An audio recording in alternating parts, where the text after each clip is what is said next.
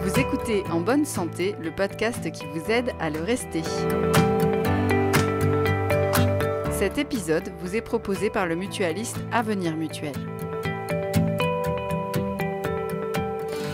Bonjour et bienvenue dans ce podcast. Je m'appelle Constance et aujourd'hui je vais vous parler de la sieste.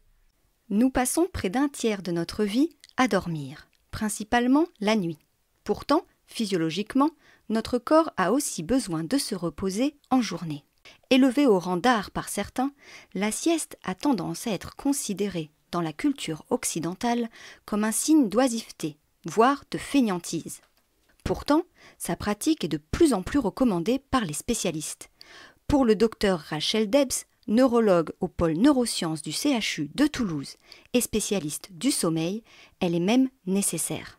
Car vous l'aurez sûrement remarqué, l'envie de sieste a tendance à se faire sentir le midi, après le repas, à l'heure où apparaît ce fameux coup de barre. La sieste, la définition, c'est du sommeil la plupart du temps qui vient après le repas, donc en post-prandial, début d'après-midi, parce que ça on le ressent tous le moment où, pouf, après le repas de midi, on est un peu plus détendu et si ce n'est dormir, au moins on pourrait se reposer.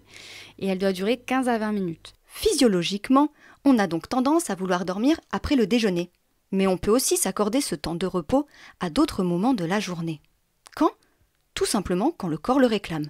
Et selon Rachel Debs, il suffit d'être à l'écoute de ce que l'on appelle les fluctuations de vigilance. Ces fluctuations de vigilance, on peut se calquer là-dessus pour pouvoir dormir à d'autres moments de la journée. Et en gros, on revient globalement sur le rythme du tout petit qui dort en fin de matinée, en début d'après-midi, éventuellement en fin d'après-midi. Mais là aussi, la sieste ne doit pas durer trop longtemps, au risque que celui qui se l'octroie tombe dans ce que l'on appelle le sommeil lent profond. En arrivant au sommeil lent profond, le cerveau il dit « j'ai lancé une nuit ».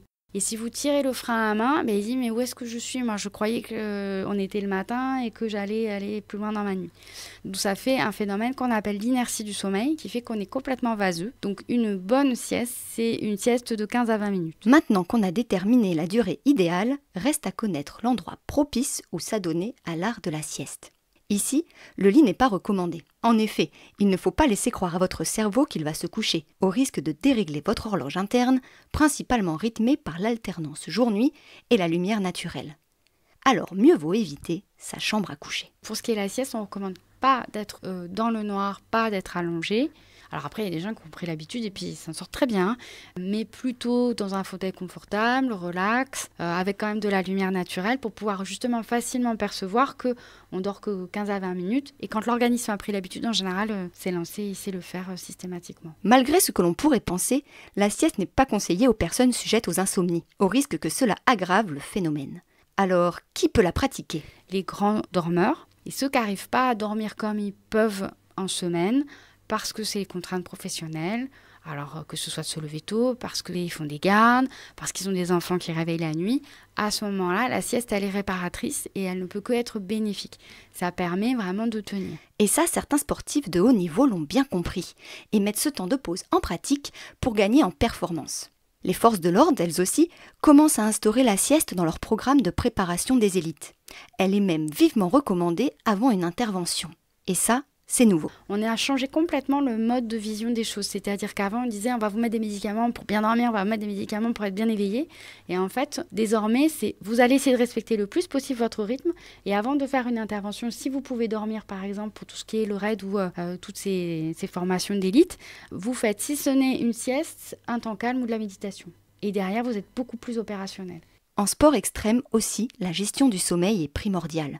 Et puisque ces disciplines ne permettent pas aux sportifs de dormir plusieurs heures d'affilée, ils récupèrent en répétant les siestes de courte durée. Par exemple, les navigateurs solitaires ou encore les gens qui font de l'ultra-trail, ils ont pris l'habitude de faire du sommeil flash ou de, comme on dit, faire un sommeil polyphasique. Vous faites à plusieurs moments de la journée des accès de sieste. Et du coup, vous arrivez à tenir. C'est un mode survie qui permet de tenir quand on ne peut pas faire ses nuits normalement. Mais au fil du temps, cette technique va connaître ses limites. Comme l'individu ne réalise pas de cycle de sommeil entier, il ne profite jamais des bienfaits du sommeil lent profond, pourtant essentiel à l'organisme pour récupérer totalement. Le sommeil lent profond est extrêmement important. Alors bien sûr chez le petit enfant, a fortiori, parce que non seulement il y a les réparations de toutes les cellules, la restauration du muscle, la restauration des os, etc. La restauration du système immunitaire, la restauration de la contrôle de la glycémie, par exemple. Mais chez l'enfant, en plus, vous avez la libération d'hormones de croissance. Et donc, c'est dans cette phase-là que la croissance, elle va se faire. Et quand on parle de sieste, comme on parlait jusque-là, vous n'allez pas jusqu'au sommeil non profond. Donc, tous ces mécanismes de réparation de l'organisme, ils ne sont pas là, en fait. On vous remet à niveau, mais on ne permet pas quand même de faire une vraie nuit et de récupérer complètement. La sieste demeure malgré tout bénéfique et permet de gagner en compétences la journée. C'est pour cela que la spécialiste du sommeil défend aujourd'hui l'instauration de la sieste en entreprise, comme c'est par exemple le cas en Chine ou au Japon. On ne peut pas être performant en continu. Donc, si on peut faire une sieste, c'est tant mieux, surtout pour les gens qui sont gros dormeurs, et il y en a quand même parmi nous, un certain nombre, et au minimum, sinon, un temps calme pour faire autre chose et couper complètement. Mais avant que la sieste se généralise sur votre lieu de travail, le chemin risque d'être encore long. Alors n'hésitez pas à vous accorder des temps de pause au bureau, c'est le médecin qui le dit. Vous venez d'écouter En bonne santé, un podcast du mutualiste Avenir Mutuel. Cet épisode a été produit par le réseau des éditeurs de revues et réalisé par l'agence SIEM.